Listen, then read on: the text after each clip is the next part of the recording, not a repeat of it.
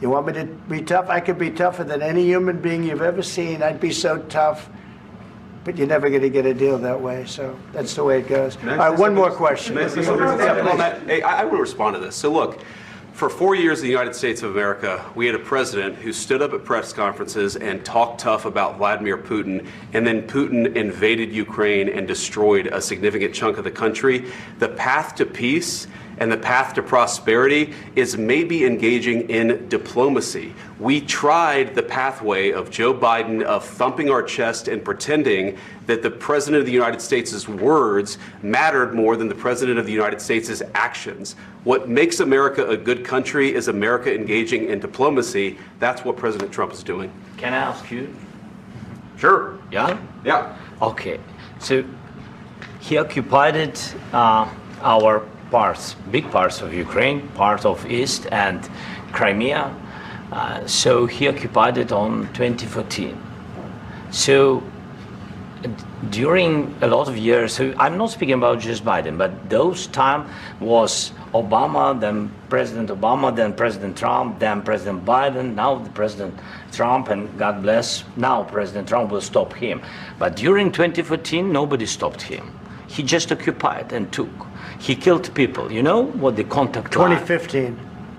2014 2014. and 2014. 2014. Yeah. So I killed, was not here. Yeah, but that's exactly right. Yes, but during 2014 till 2022, yeah, the situation the same. The people have been dying on the contact line.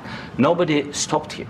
You know that we had conversations with him, a lot of conversation, my bilateral conversation, and we signed with him, me, like a new president.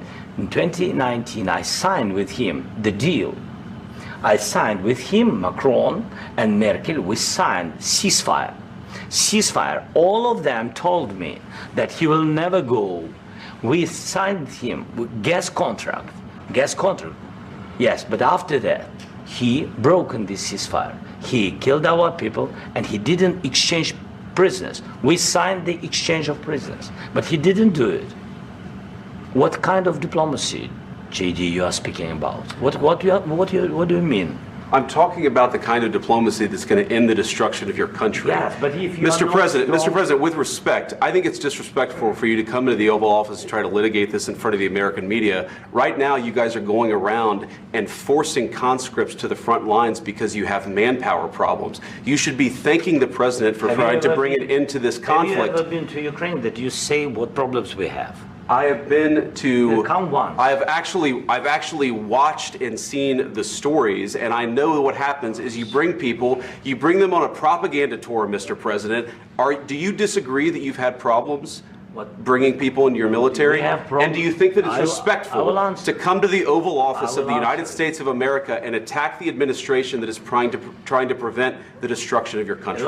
A lot of questions. Let's start from the beginning. Sure. First of all, during the war, everybody has problems, even you, but you have nice ocean and don't feel now, but you will feel it in the future. God bless. You don't know that. God bless. God bless. You will not have a war. Don't tell us what we're going to feel. We're trying to solve a problem. Don't tell us what we're going to feel. I'm not telling you. Because you're in no position to dictate that. That's exactly Remember what this. You're in no position to dictate what we're going to feel.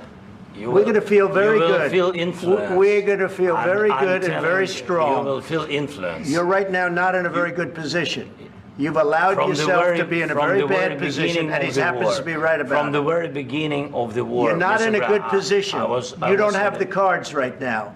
With us, you start having cards. I'm not playing cards. Right now, you don't. Yeah, you're playing cards. Mr. President. You're playing cards. Serious. You're gambling with the lives of war. millions of people. You're Yeah. gambling with World War III.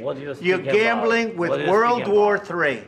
And what you're doing is very disrespectful to the country, this country, that's back to you, far more than a lot of people said they should have. Have you said thank you once? This entire meeting? No, in this entire meeting, have you said thank you?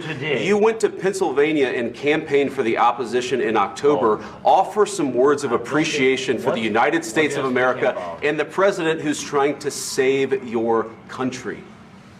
Please, you think that if you will speak very loudly about the war, He's not speaking loudly. He's not speaking loudly. Your country's in big trouble. Can I Wait a answer? minute. No. Can You've I done a answer? lot of talking. Your country is in big trouble. I know. You're not I winning. know. You're not winning this. I. You have a damn We- good chance of we are coming out staying, okay because of Mr. us. President, we are staying in our country, staying strong from the very beginning of the war. We've been alone, and we are thankful. I said thanks You haven't in been this alone. cabinet, You and haven't not been only alone. in this cabinet. We gave you, through I this said thank stupid you. president, $350 billion. You voted we gave for you your military president. equipment, You and you voted men for are your brave, president. but they had to use our military. Yes. What about West If speaking? you didn't have You our invited military me- equipment, you invited if me you to didn't speak. have our military equipment, this war would have been over in 2 weeks. In 3 okay? days, I heard it from Putin. In 3 days, this is something Maybe new. less. In 2 weeks, of course, yes. It's going to be a very hard thing to do business like this. I Again, tell you. just say thank you. I said a lot of except times that thank there, you except to that, American people. except that there are disagreements, and let's go litigate those disagreements rather than trying to fight it out in the American media when you're wrong.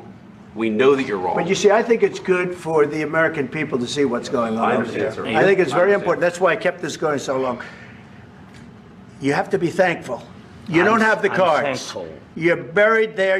Your people are dying. tell you You're again, running low I know. on soldiers. Don't- Listen, don't please, you're running Mr. low on President. soldiers.